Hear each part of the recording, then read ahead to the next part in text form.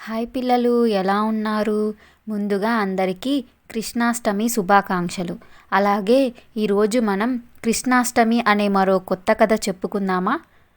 రేయ్ పార్దు, లేవరా, బాగా పొద్దెక్కిపోయింది. లే, ఈరోజు కృష్ణాష్టమి. యశోదమ్మ పార్దును నిద్రలేపింది. సరేనమ్మా, లేచేశాను.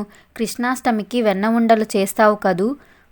చేస్తాను, కానీ ముందు వెళ్ళి ఈరోజు పూజకి కావాల్సిన పూలు, పండ్లు, మామిడాకులు తీసుకొని రారా. సరేనమ్మా. పార్దు స్నేహితులతో కలిసి మామిడి తోటలోకి వెళ్ళాడు.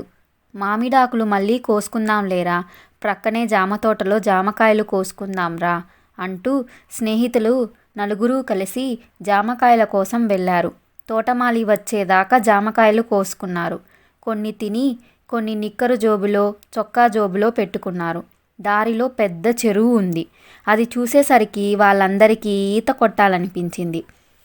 నాకు ఈత రాదురా, మీరెళ్ళి ఈత కొట్టండి అంటూ పార్దు చెరువు గట్టుపై నిల్చున్నాడు. సోము కూడా, నాకు కూడా ఈత రాదురా, మీరెళ్ళండి, నేను పార్దు ఇక్కడే ఉంటాము అన్నాడు. మిగతా ఇద్దరూ చెరువులో ఈత కొడుతుండగా పార్దు దగ్గర ఉన్న జామకాయలు కావాలని అడిగాడు సోము. పార్దు ఇవ్వనన్నాడు. నాకు పూజకు కావాలని కూడా చెప్పాడు. ఒక్కటైనా ఇవ్వరా అని సోము అడగ్గా పార్దు ఇవ్వనన్నాడు. ఇద్దరికీ కీచులాట జరిగింది. ఆ కీచులాటలో పార్దు జారి చెరువులో పడ్డాడు. సోముకి భయం వేసింది. ఈత కొడుతున్న వాళ్లను కేకలేశాడు సోము.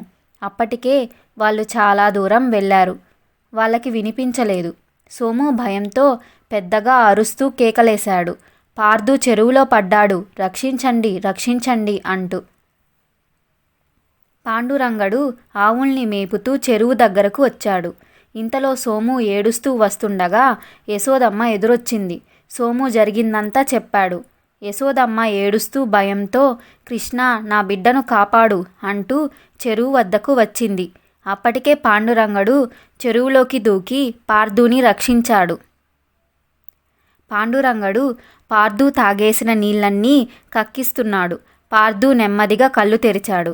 కృష్ణయ్య, నా బిడ్డను కాపాడావా తండ్రి అంటూ పార్దును గుండెలకు హత్తుకుంది యశోదమ్మ. అంతలోనే ఆశ్చర్యంతో చుట్టూ చూసింది. పాండురంగా, నువ్వు రచ్చ మీద కూర్చొనున్నావు కదా, నాకంటే ముందే ఎలా వచ్చావు ఇక్కడికి అంటూ పాండురంగాన్ని అడిగింది. పాండురంగడు నవ్వాడు. పార్దుని తీసుకొని యశోదమ్మ ఇంటికి వెళ్తుండగా పాండురంగడు రచ్చ మీదనే ఉన్నాడు. ఒక్క క్షణం ఆగి మళ్ళీ పాండురంగాన్ని అడిగింది. ఇప్పుడే చెరువు దగ్గర ఉన్నావు కదా, నాకంటే ముందు వచ్చేశావా? నీ బట్టలు బాగా తడిచిపోయి ఉండాలే, ఆరిపోయి ఉన్నాయే అంటూ ఆశ్చర్యపోయింది. ఏందత్తా, ఏమైంది? పార్దుకేమైంది? ఇలా తడిచిపోయాడు? ఇందాకట్నుంచి నేను ఇక్కడే ఉన్నాను, చెరువు అంటున్నావేంటి అని అడిగాడు పాండురంగడు. అంటే అక్కడ నా బిడ్డను రక్షించింది నువ్వు కాదా? మరి ఎవరు? నేను కాదత్తా, నువ్వు ఎవరిని చూసి ఎవరనుకున్నావో?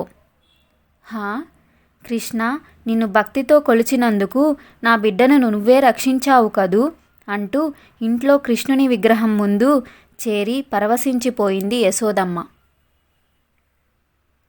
సమాప్తం.